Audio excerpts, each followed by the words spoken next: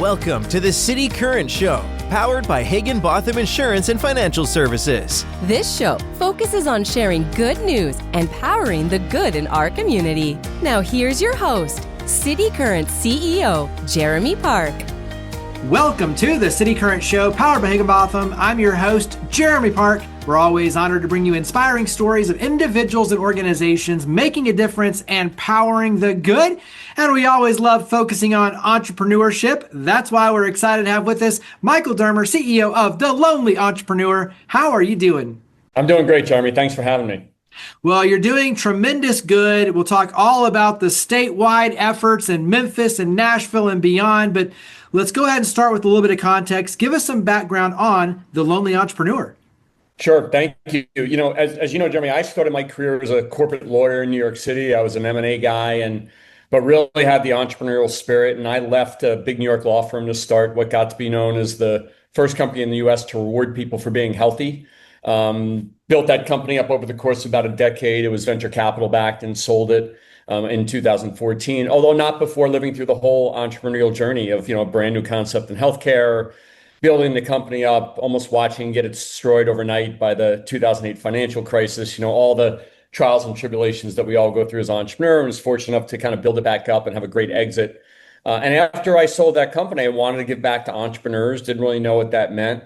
And I was just really struck by the fact that while entrepreneurship was so important to our society, we never give people a map. We said, just go figure it out on your own. And I was helping a friend in New York for fun after I sold my company. And she said to me, being an entrepreneur is really lonely, and kind of a bell went off. And a couple of weeks later, I was saying that to a friend of mine, walking down the street. And he goes, what'd you say? And I said, lonely entrepreneur. He goes, what is that? And I'm like, what do you mean? It's nothing. He goes, are you serious? And he goes into a packed Starbucks and goes, watch this. And he screams at the top of his lungs, who here is a lonely entrepreneur? And everybody put their hand up. And so I was like, oh, and that's when my kind of next mission came to life, which is like, wow, there's all these talented people in New York and Nashville and Memphis and throughout the country that have passion and great ideas, but we never gave them a map to figure out how to turn their passion into success. And so we said to ourselves, why isn't there a one-stop shop for entrepreneurs? Like, why isn't there one place you can go that you can get everything that you need?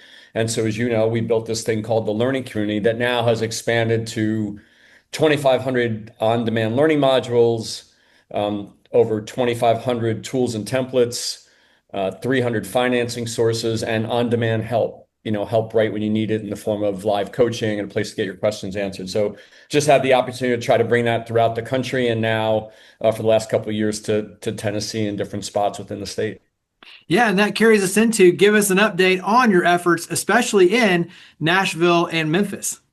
Yeah, we've been working in Nashville and Memphis and Chattanooga in the east part of the state, in a whole bunch of different parts of the state with both philanthropy, corporate and governmental players who, in addition to some of the great resources like National Entrepreneur Center and Epicenter and the places and other places throughout the country, really try to provide, everybody with something to give them a better chance of success. And so the most recent version of that, as you know, is what we call the Music Entrepreneur Initiative, which has both a national flavor and a Tennessee flavor. So our goal, as we all know, there's so many talented artists, musicians, songwriters, and all the people that support them that come to places like Tennessee with hopes and dreams. And as hard as it is to break through as an artist, it's equally hard to try to figure out all the business stuff. Right. And with the changing and evolving world of streaming and revenue and rights platforms and the list goes on and on, we just saw such a need to try to help all these amazing artists have a better chance of success. So our Music Entrepreneur Initiative, nationally, the goal is to try to empower 100,000 artists with our learning community for free.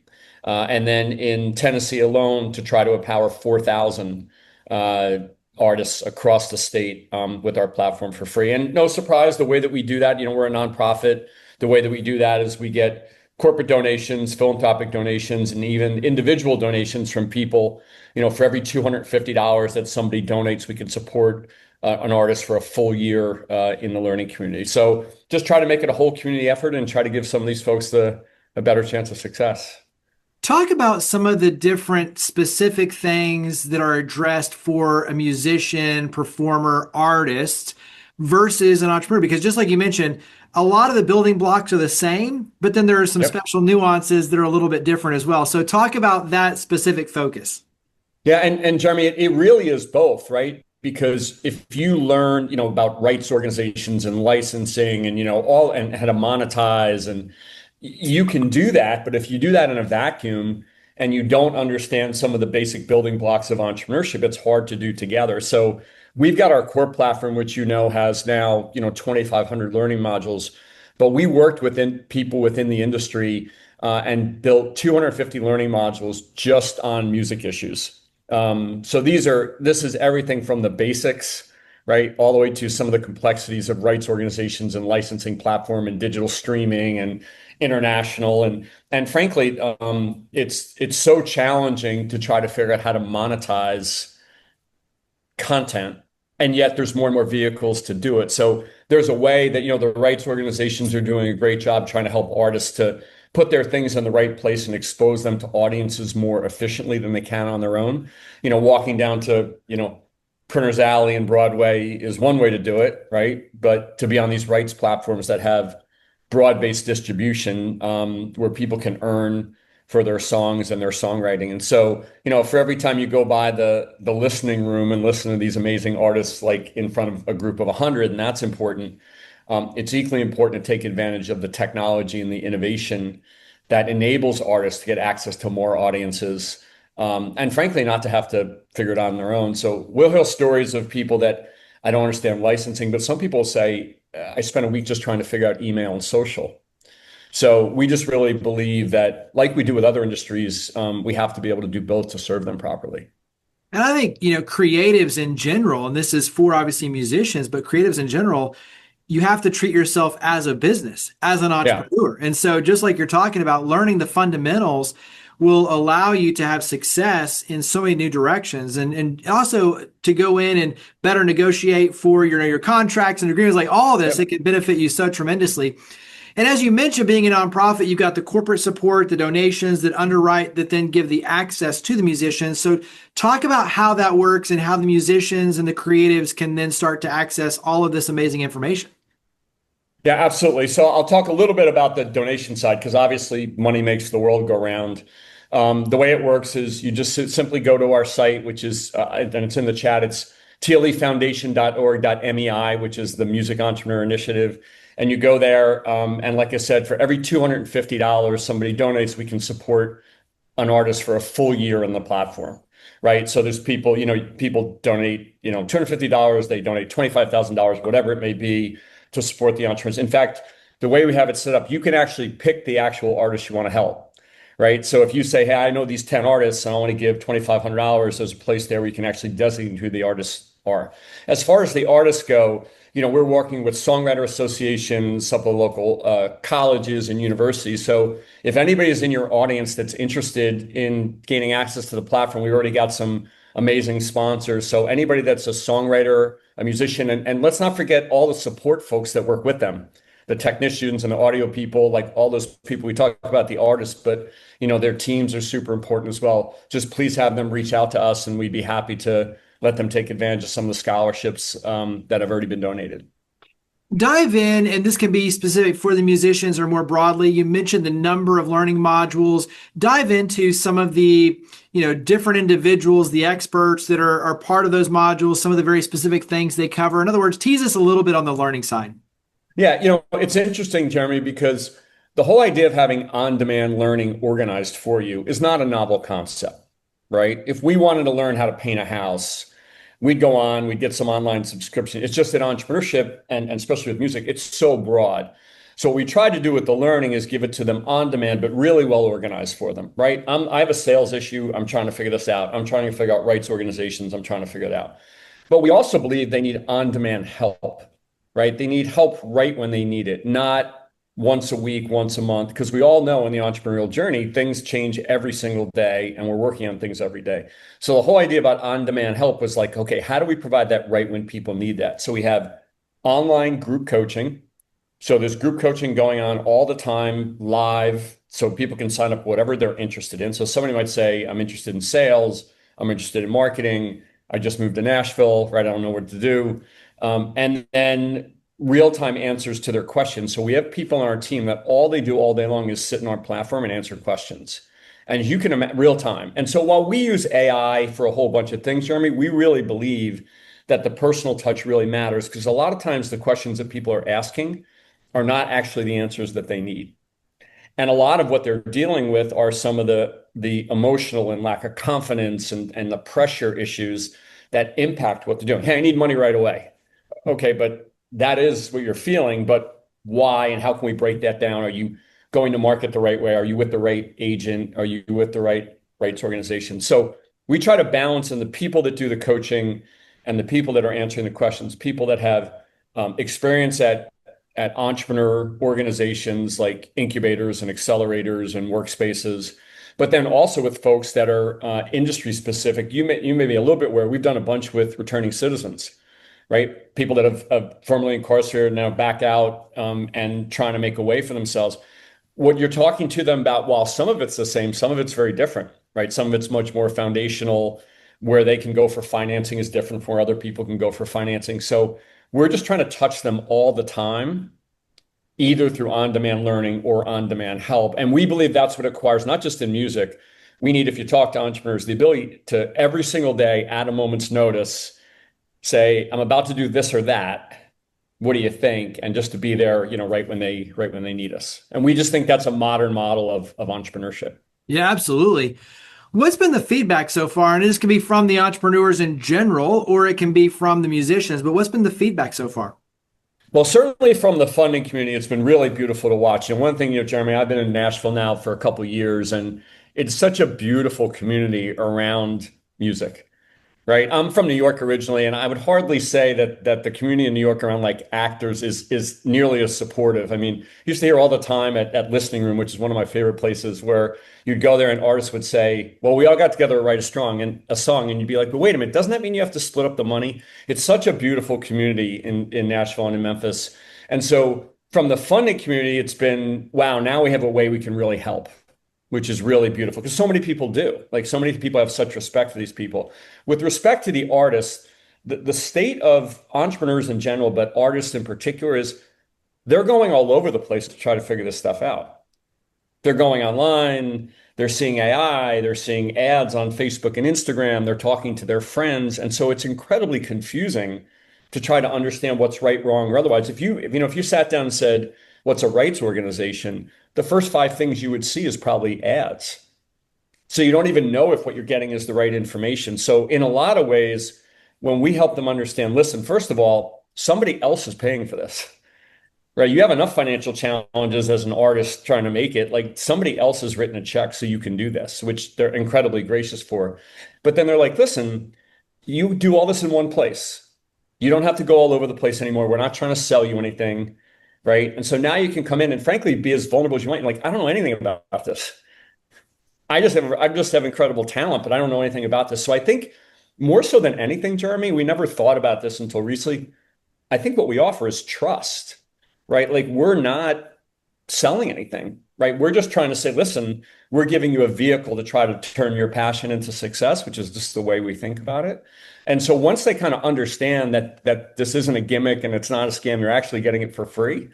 I think the ability to kind of open up and say, listen, I don't know, which is something that's very hard for all of us to do. Like, I don't know how to do this, right? And to show up and try to be able to do it. So it's really beautiful to see. And you see, it's really easy to help people because there's a lot they need to know.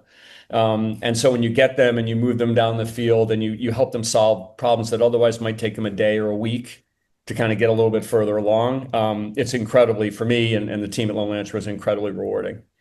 And it does make a big statement, like you said, where it's like, hey, the community's got your back. You get this for free because the businesses and the community, respect and appreciate what you do. And so we're giving you this tool for your success. So I think, to your point, that makes a big statement. And it goes back to, just like you said, trust. And so carry that into, for you, how has this really helped shape you as an entrepreneur? But when you talk about the music industry and learning all of these nuances, how has it kind of reshaped your perspective on the entrepreneurship side of the music industry?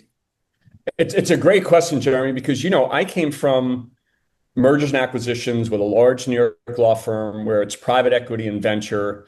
And I started my own healthcare firm that was venture capital backed. And then when I got into the real world after I sold that, you realize that I think in Tennessee, 90% of the businesses in the country in Tennessee have less than 25 employees.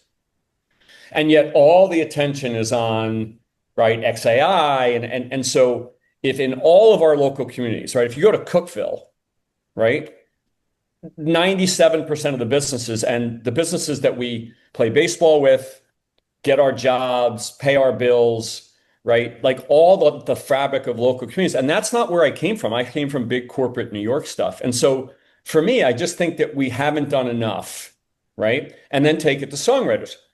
Get in your car, load it up, right? Sleep in your car, go to Nashville, have passion, and just go, right? And we just haven't armed them with the tool. We say this is so important and it's 95% of the country and 75,000 artists in Tennessee alone. But yet we didn't give them the things to have a better chance of turning that energy and that talent into success. So my perspective every day is, how do we democratize this? Like the people that take for example places like Epicenter, the folks that are helping people get venture money, like they're going to be cared for, right? When you get to the point where you're ready for venture, there's a lot of people that do a wonderful job, right, throughout the state of Tennessee of helping those folks. For the 99.9% of businesses that will never walk in that proverbial door, we're really trying to democratize the ability to have access to it. And while you have the opportunity to work with the National Entrepreneur Center and Epicenter and a whole bunch of other great organizations, Biz Foundry and a whole bunch of others, we're trying to give it. There's a restaurant in Memphis that has 3 people. And if they can make that 5 people because they grow, that can be life-changing for them. There's a graphic artist in Memphis that would sell their stuff for $10 on the street. And we had them change to selling it to corporate buyers, and they sell the same thing for $1,000. Literally the very same thing. And that's life-changing. It's just, I think we as a society, the sexy stuff is the big stuff. When all of the employment in the United States, not all, but a large variety of employment in the United States, and certainly in our local communities, are these folks that are under 25 employees. And that has really changed my perspective. Yeah, good stuff. So carry that into then where we can go to learn more about the Lonely Entrepreneur. Where can we go to sign up, make donations, take those next steps? Yeah, obviously there's like I said, there's 75,000 artists, and I think the estimate is that 54% make less than $1,000 a month in the state of Tennessee. So if you have it in your heart to try to contribute to this, you just simply go to our nonprofit site, which is TLEfoundation.org/MEI, which stands for Music Entrepreneur Initiative. There's a big banner on top that says Music Entrepreneur Initiative. For every $250 somebody donates, we can support one entrepreneur for a year. Certainly, if you're a corporation or a philanthropy or something that's interested in more, the bigger, the better, the more that we can support. I know we have literally thousands and thousands of songwriters and artists and musicians and audio technicians that are all saying, I want it, I want it, I want it. And so first of all, I really appreciate you giving us the opportunity to tell the community about it. But I also think this is one of those times, especially in such a divisive world where corporations, philanthropies, individuals, cities, like nobody wakes up going, I don't want to help musicians, right? And so I think just go to TLEfoundation.org/MEI, and hopefully if you find it in your heart to do it, it'd be great to support it. Well, Michael, thank you for all you and your amazing team do to power the good. Thank you for coming on the show. Thanks very much, man. I always appreciate it. Higginbotham Insurance and Financial Services is proud to power the City Current Show. We're a people-first company that protects what matters most, the families, businesses, and trailblazers that keep our community going. As one of the nation's top independent insurance firms, Higginbotham is a single-source solution for business insurance, employee benefits, HR services, and personal insurance that's customized for you. We're here to serve you, the people you care about, and your community. Call 866-377-1959 or visit higginbotham.com.